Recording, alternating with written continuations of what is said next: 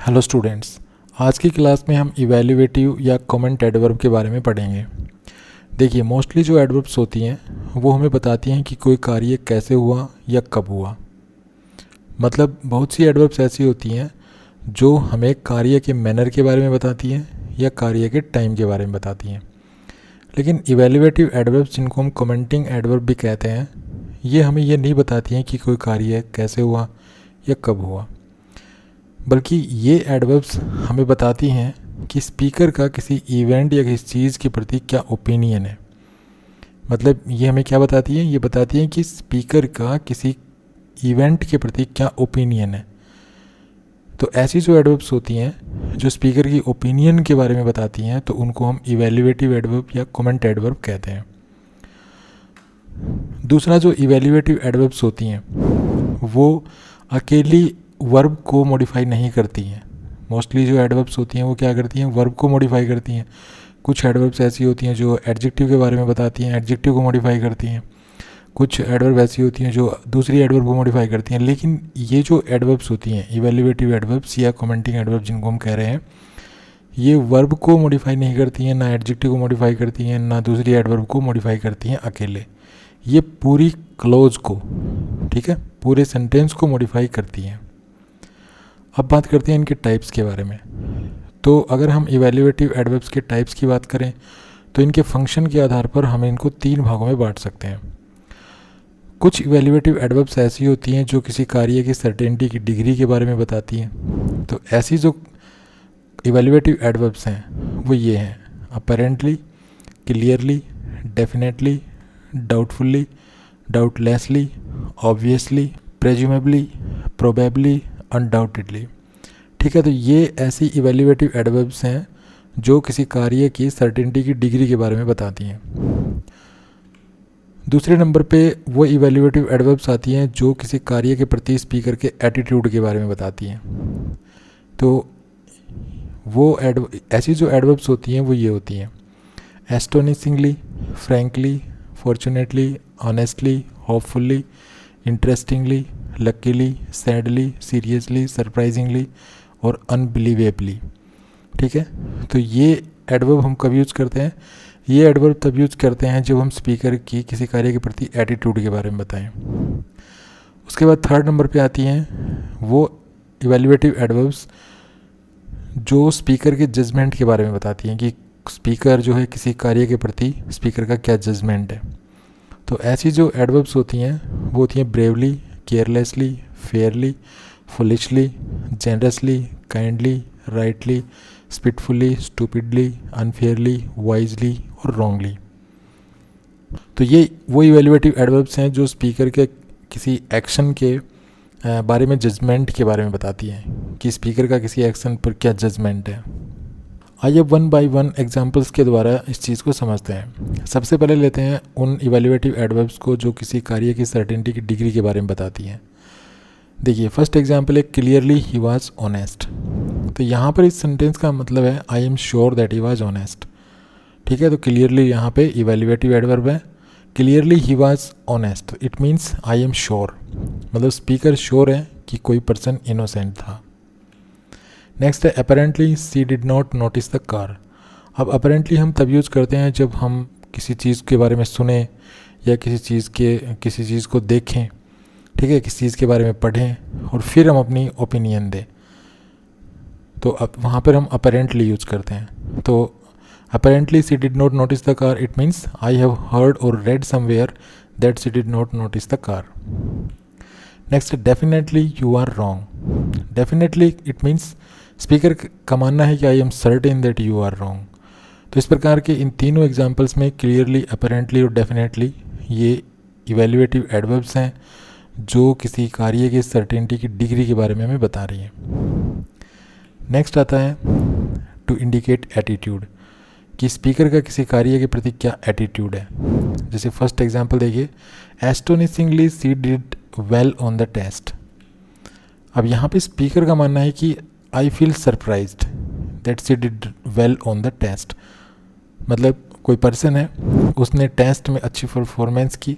अब स्पीकर का क्या एटीट्यूड है उसके प्रति कि वो उसकी परफॉर्मेंस पर सरप्राइज्ड है। ठीक है, उसकी ये ओपिनियन है, ये उसका एटीट्यूड है स्पीकर का। नेक्स्ट है sadly he couldn't come to the party.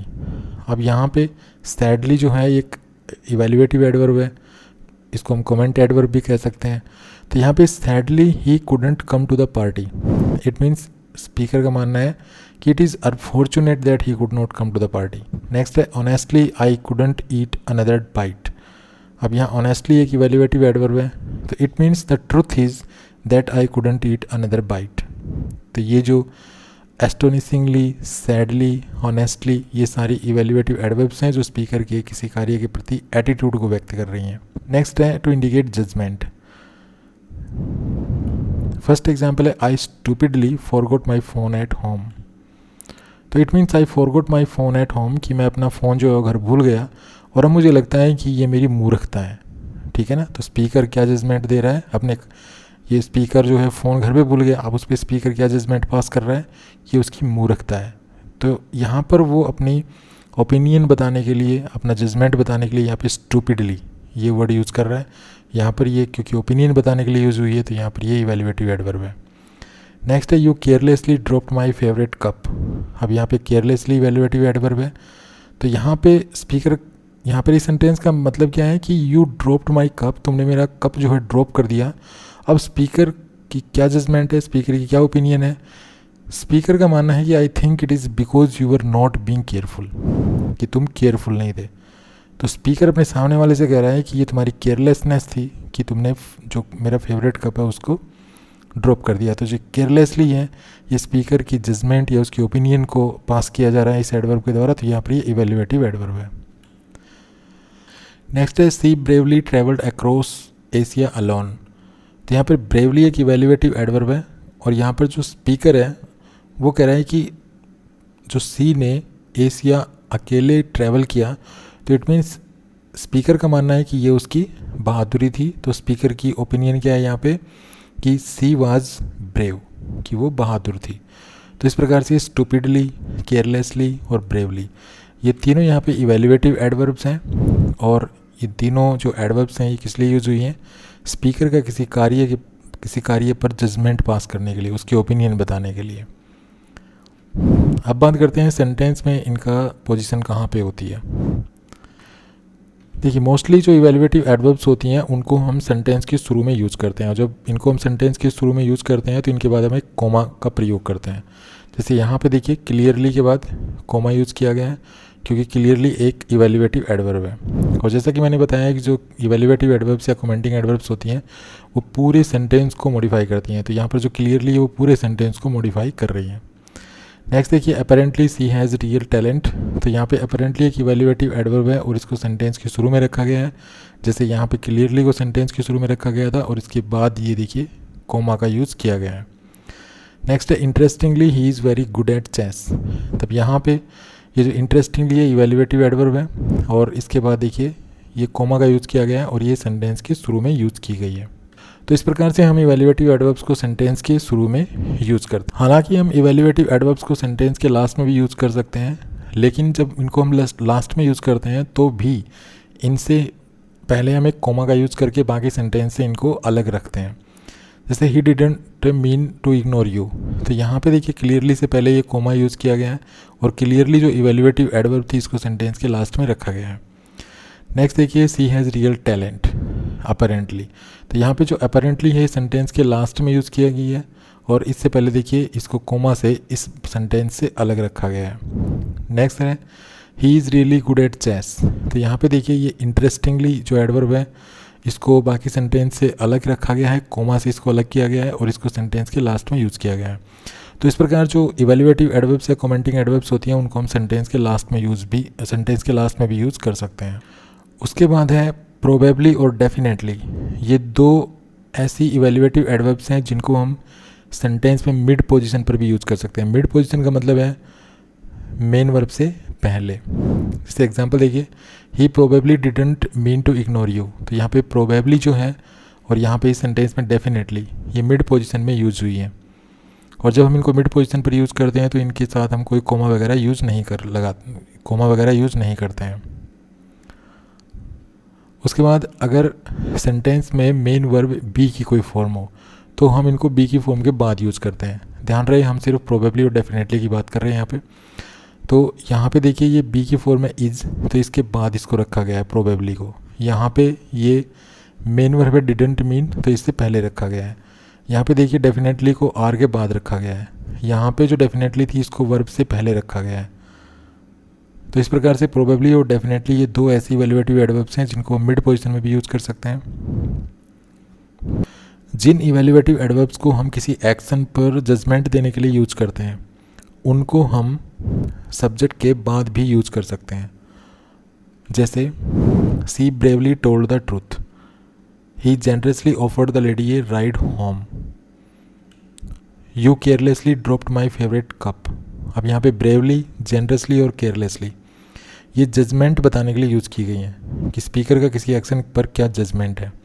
तो जजमेंट पास करने के लिए तीनों एडवर्ब यूज़ की गई है यहाँ पे, ब्रेवली, जेनरसली और केयरलेसली, और इसलिए इनको सब्जेक्ट के बाद रखा गया है। सी ब्रेवली, सी यहाँ पे सब्जेक्ट है, इसके बाद इसको रखा गया है। यहाँ पे ही सब्जेक्ट है, ही इसको ही के बाद रखा गया है। यहाँ पर यू सब्जेक्ट है, तो यू के बाद इसको रखा गया है। लेकिन अगर हम जो जजमेंट हम पास कर रहे हैं या जो जजमेंट स्पीकर पास कर रहा है, अगर उस जजमेंट को एम्फेसाइज करना चाहता है तो यहाँ ऐसी एडवर्ब्स को जो जजमेंट पास करते इसमें स्पीकर यूज़ कर रहा है उन एडवर्ब्स को सेंटेंस के शुरू में भी यूज़ कर सकते हैं। जैसे bravely C told the truth, generously he offered the lady a ride home, carelessly you dropped my favourite cup. तो यहाँ पर ये जो ब्रेवली, जेनरसली और केयरलेसली ये जो इवैल्यूएटिव एडवर्ब्स हैं इनको जजमेंट पास करने के लिए यूज़ किया गया है, लेकिन जजमेंट पास करते समय इन जजमेंट को एम्फेसाइज किया गया है। ठीक है, तो एम्फेसाइज करने के लिए हम सेंटेंस के शुरू में भी इनको यूज़ कर सकते हैं, लेकिन जब हम इनको सेंटेंस के शुरू में यूज़ करते हैं तो इनके बाद कॉमा लगा के बाकी सेंटेंस से इनको सेपरेट रखते हैं। Thanks for watching this video, happy learning, bye bye.